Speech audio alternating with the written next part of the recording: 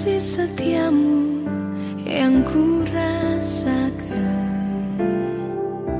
lebih tinggi dari langit biru. Kebaikanmu yang telah kau nyatakan lebih dalam dari lautan. Berkat-Mu yang telah ku terima sempat membuatku terpesona. Apa yang tak pernah ku pikirkan, itu yang kau sediakan bagiku. Selamat jumpa jemaat. Selamat beribadah bersama. Kiranya Tuhan mengaruniakan Roh-Nya yang kudus supaya kami dibimbing, tuntun dalam merenungkan firman-Nya. Mari kita satu dalam doa. Ya Bapa yang di sorga, bukakanlah hati dan pikiran kami, tuntunlah kami dengan Roh-Mu, supaya kami dapat memahami makna firman-Mu dan menerapkannya dalam kehidupan pribadi, rumah tangga, dan di tengah-tengah masyarakat luas. Hanya demi Dia, Yesus Kristus, Kepala Gereja, Juru Selamat dunia. Amin.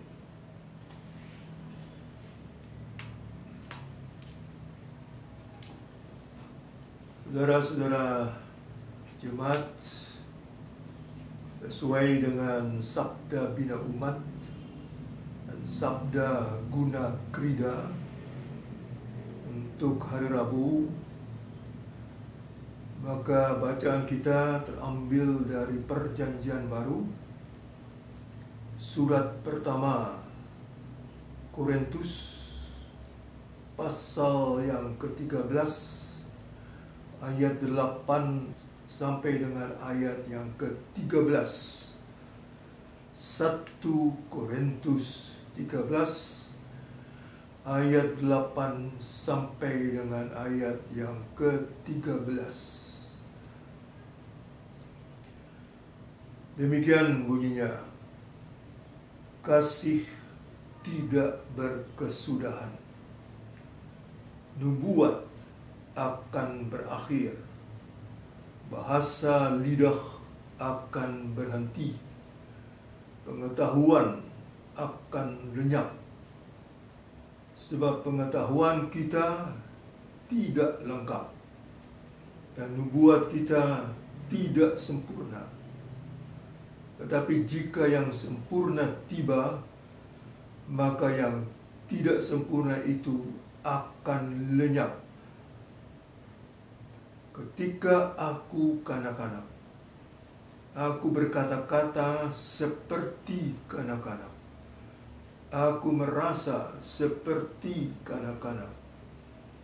Aku berpikir seperti kanak-kanak.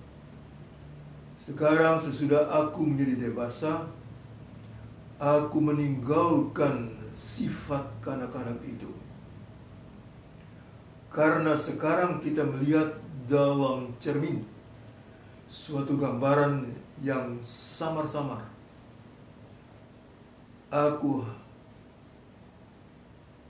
Tetapi nanti kita akan melihat muka dengan muka. Sekarang aku hanya mengenal dengan tidak sempurna. Tetapi nanti aku akan mengenal dengan sempurna, seperti aku sendiri dikenal. Demikianlah tinggal ketiga hal ini, yaitu iman, pengharapan, dan kasih. Dan yang paling besar di antaranya ialah kasih. Demikianlah bacaan kita dari Alkitab Perjanjian Baru 1 Korintus 13 mulai dari ayat 8 sampai dengan ke-13. Saudara-saudara jemaat, kita telah mendengarkan dan membaca isi Alkitab ini, nas ini yang tekanannya pada kata kasih. Kata kasih dikenal oleh kita semua. Memang ada arti yang lain. Kasih tahu, yang artinya memberitahu, sudah menjadi kata kerja. Kata kasih sendiri adalah kata benda. Kata-kata yang mirip artinya adalah cinta atau rasa sayang. Tetapi di dalam bahasa Inggris yang banyak orang pasti kenal, hanya ada satu kata dalam menerjemahkan kata benda kasih itu. Kata benda dalam bahasa Inggris adalah love, dan kata kerjanya juga to love. Saudara-saudara sekalian, di dalam bahasa Perjanjian Baru yang dikenal sebagai bahasa Yunani, koine, kata kasih itu dalam bahasa Yunani adalah agape. Selain kata agape itu, masih ada kata-kata lain yang mirip dengan arti itu. Seperti kata filia. Kata filia itu masuk dalam nama-nama yang dikenal sebagai nama jemaat. Seperti kata Philadelphia, di situ ada Phil dan Adelphos. Adelphos itu saudara, filia itu kasih atau cinta. Jadi kata filia adalah yang kurang lebih sepadan dengan kata agape. Namun demikian ada hal-hal yang penting yang perlu diketahui, bahwa filia itu juga terarah pada sesuatu. Umpamanya yang kita kenal adalah kata filsafat, yang dalam bahasa Yunani adalah filosofia. Sofia itu hikmat. Filia atau kata kerja philein adalah mencintai. Jadi gabungan dari dua kata ini, filia dan sofia, menjadi cinta pada hikmat. Jadi bukan kepada seseorang seperti Adelphos saudara, tapi juga kepada sesuatu. Cinta tanah air bisa digunakan juga filia, cinta pada tanah air. Yang juga dikenal masuk dalam perbendaharaan kosakata Indonesia adalah homofilia. Homofilia. Filia itu mencintai, homo orang-orang sejenis. Itu khas sebagai suatu hal yang sekarang dikenal, sekarang juga marak, adalah bahwa seseorang yang laki-laki mencintai yang laki-laki juga, atau seorang perempuan mencintai perempuan juga. Homo berarti sesama jenis.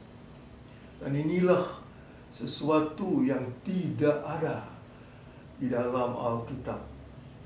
Dan dalam Alkitab, laki-laki dicipta dan perempuan juga dicipta kemudian untuk saling mengasihi. Tapi bahasa Yunani untuk hubungan laki-laki dan perempuan yang rupanya tidak ada di dalam Alkitab kita, Perjanjian Baru, adalah kata eros. Itu hubungan seksual antara laki-laki dan perempuan. Tetapi dalam penampilan atau gejala-gejala yang dilihat sekarang, di mana perempuan suka dengan perempuan atau laki-laki suka dengan perempuan, kata eros digunakan, bukan kata filia. Kata homofilia itu ciptaan orang-orang sekarang dalam bahasa Inggris atau dalam bahasa Indonesia atau dalam bahasa Belanda. Tapi itu ciptaan, tidak ada rupanya dalam bahasa Yunani homofilia. Tapi yang paling cocok digunakan kata Yunani eros, erotik, hubungan seksual antara laki-laki dan yang perempuan. Jadi sudah ada 3 kata di samping kata agape. Kemudian ada 1 kata lagi, yang keempat, ialah storge.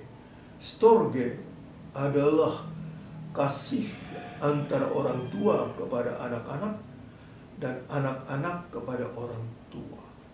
Kita melihat bahwa dalam bahasa Yunani ada kata-kata khusus.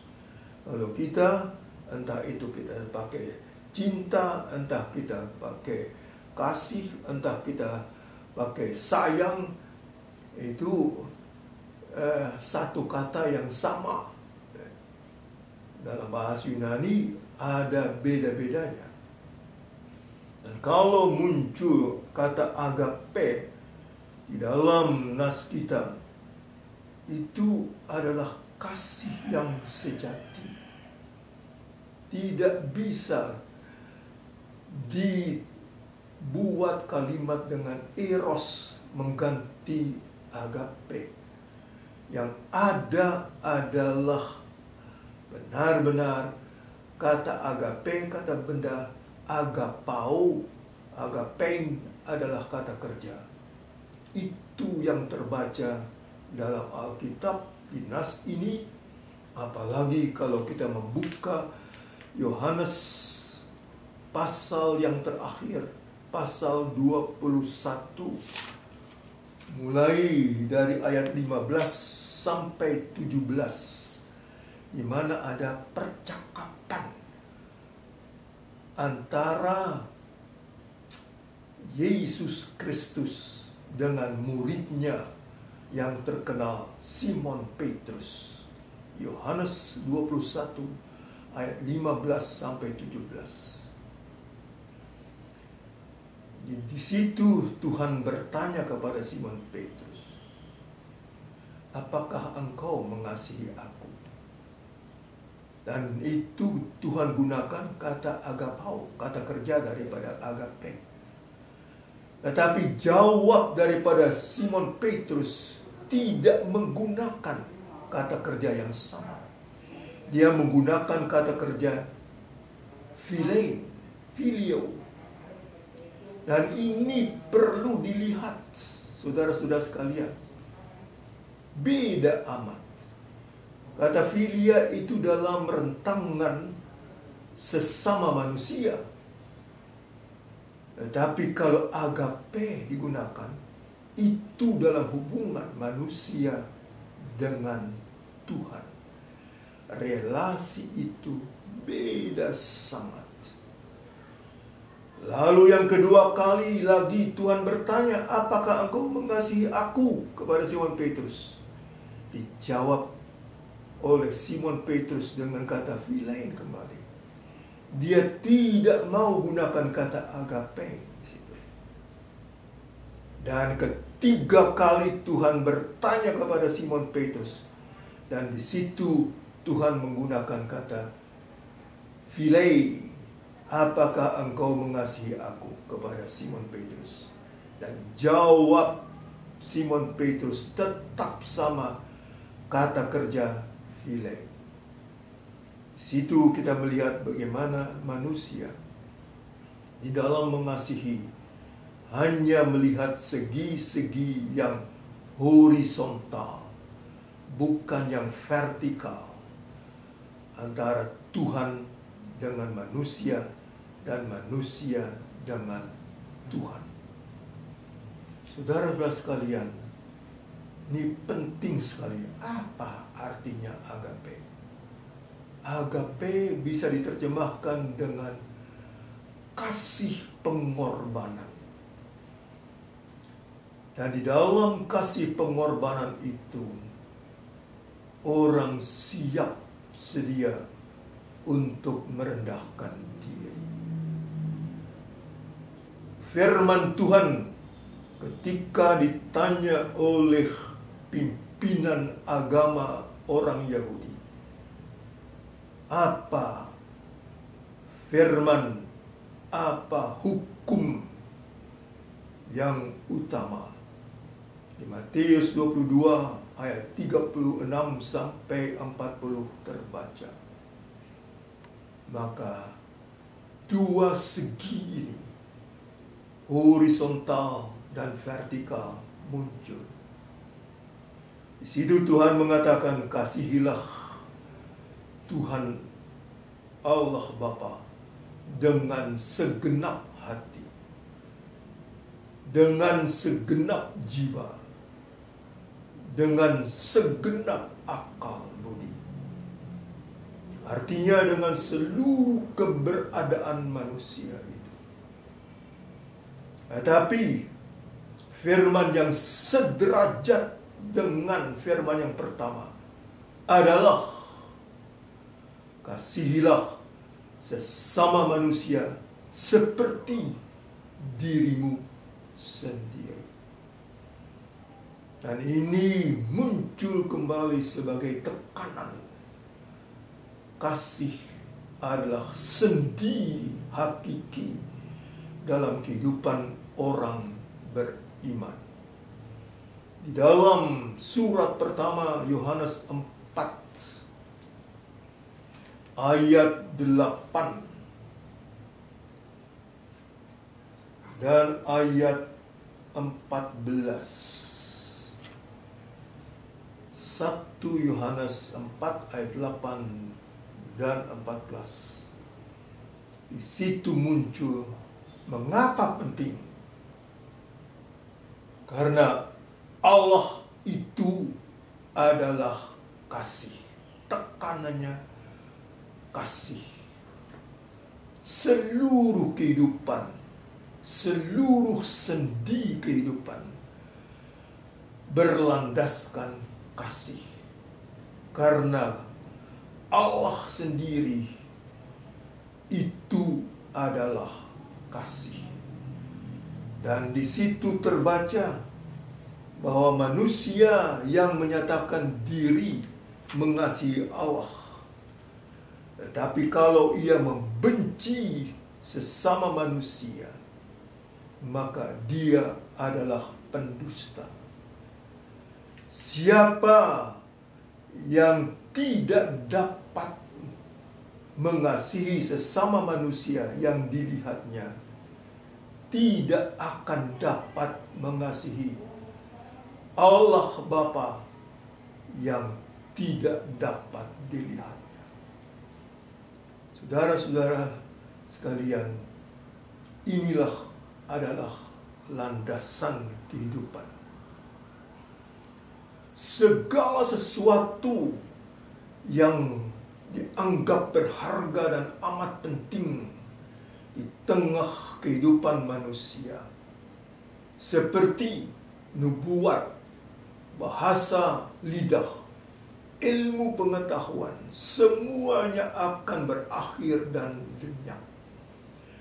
Tetapi yang tidak akan lenyap adalah kasih. Karena kasih itu berasal dari Allah sendiri.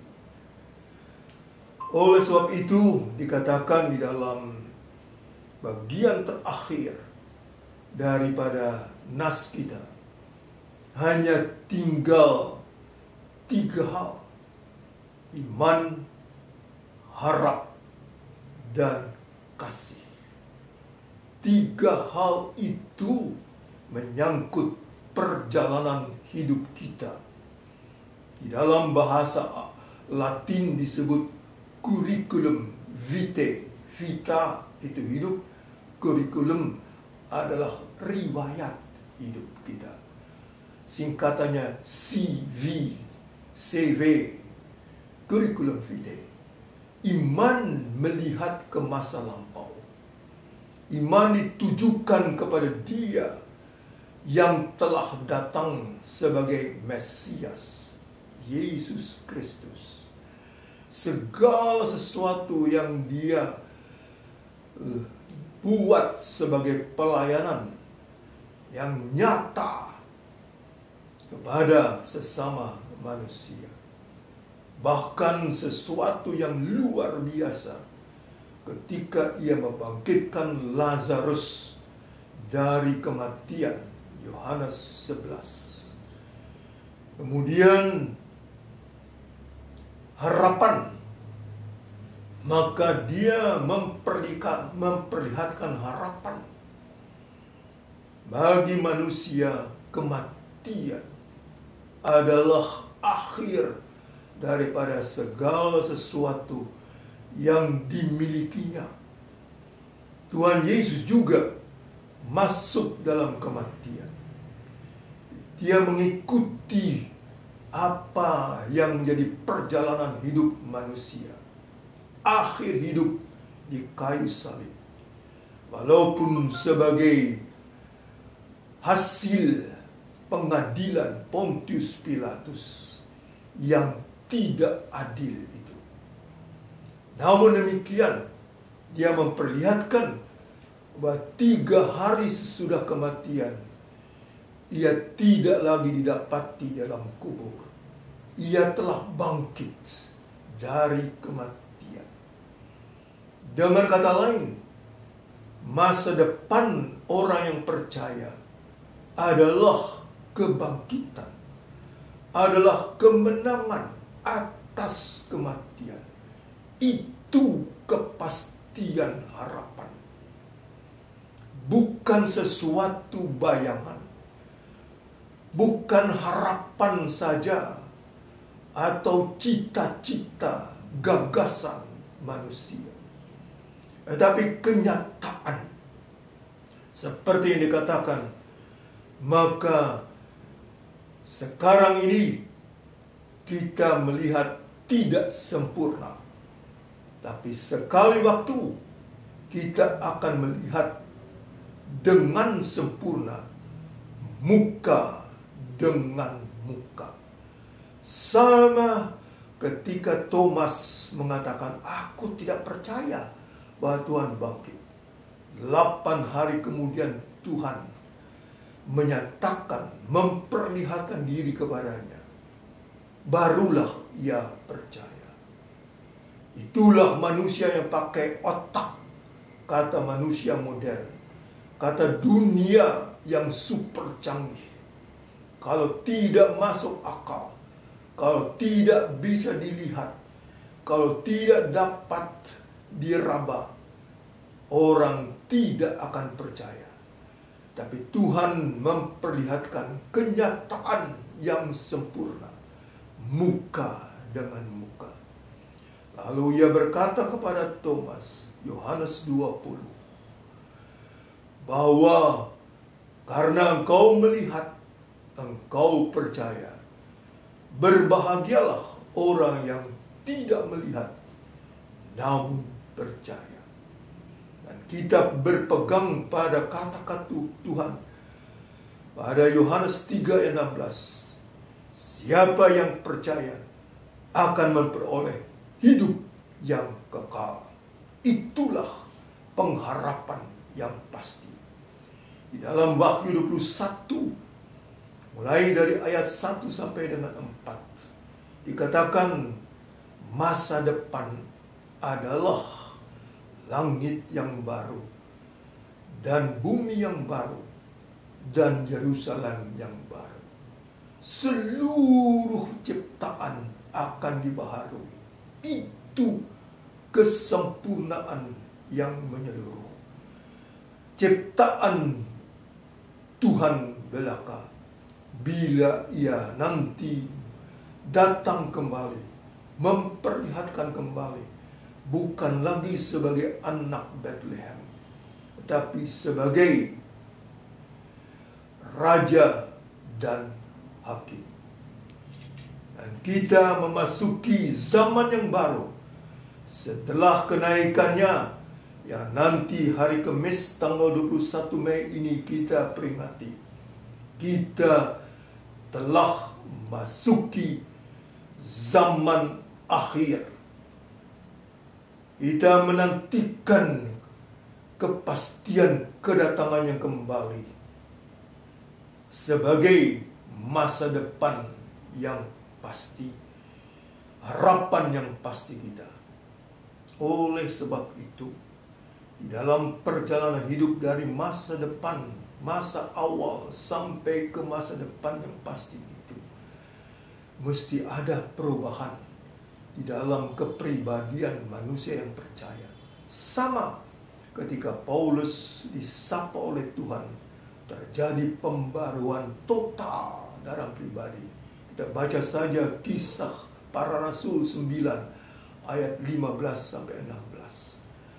Dan surat ini yang kita baca adalah hasil pena daripada Rasul Paulus yang menulis lebih daripada 10 surat di dalam Perjanjian Baru sebagai pengalaman imannya membawa kabar baik kepada bangsa-bangsa lain di benua Eropa.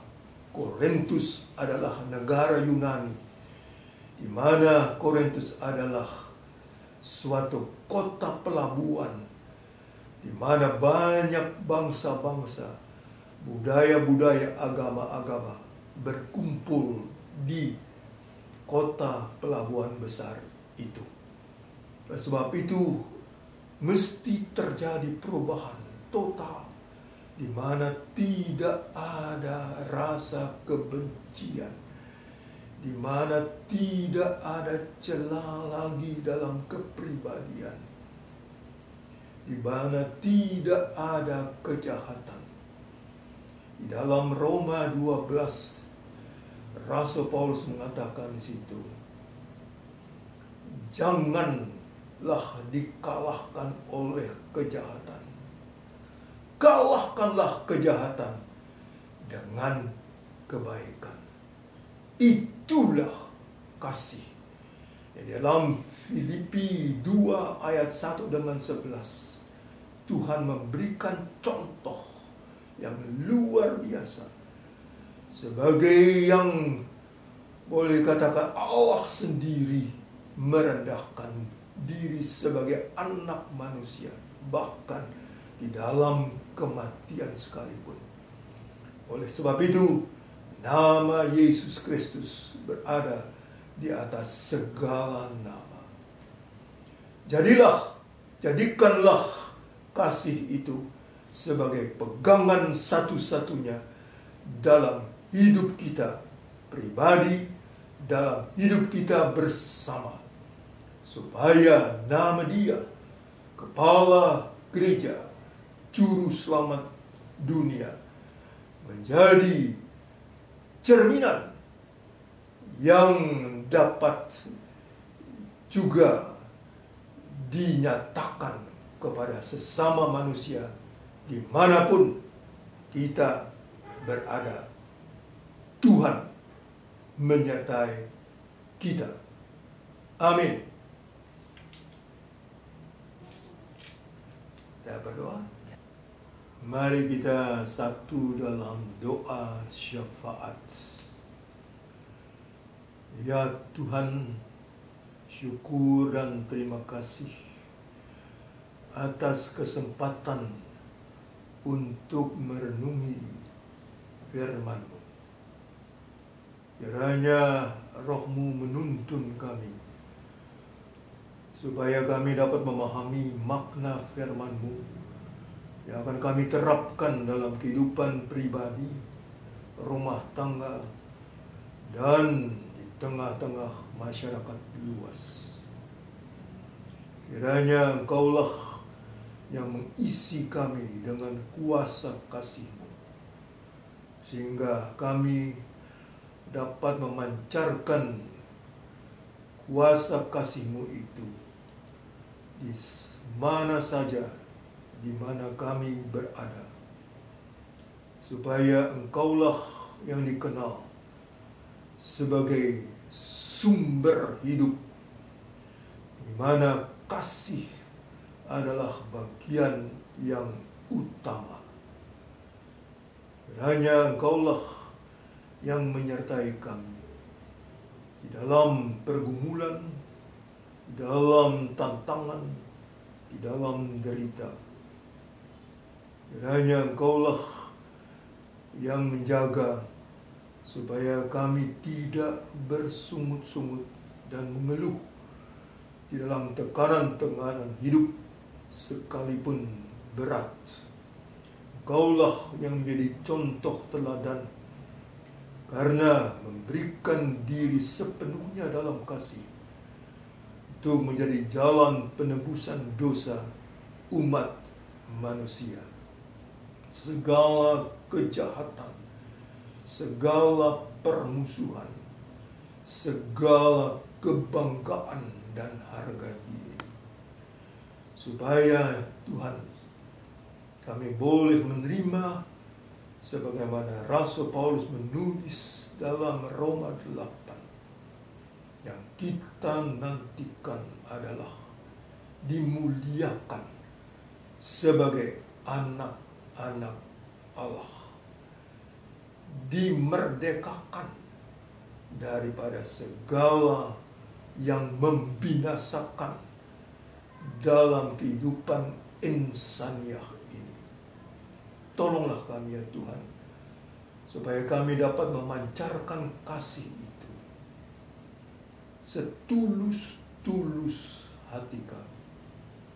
Sebagaimana Engkau mengatakan, dengan segenap hati, dengan segenap jiwa, dengan segenap akal budi. Itulah hidup dalam kasih. Dan pada akhir hayat hanya tinggal 3 hal: iman, harap, dan kasih. Yang paling utama dalam hidup itu adalah kasih. Dan Engkau telah datang ke tengah-tengah manusia, menunjukkan dengan sempurna apa makna kehidupan sejati dalam kasih. Ya Tuhan, dengarkanlah seru dan doa. Sertailah mereka yang dalam derita. Sertailah mereka yang dalam pergumulan. Sertailah mereka yang dalam duka cita. Sertai juga mereka yang dalam sukacita. Sertailah mereka yang membawakan firman-Mu kemana saja dalam kehidupan mereka. Kiranya Engkau bungkus kami dengan kuasa kasih dalam Yesus Kristus, Juru Selamat dunia. Amin. Siapakah aku ini, Tuhan? Jadi biji matamu. Dengan apakah ku balas Tuhan, selain puji dan sembah?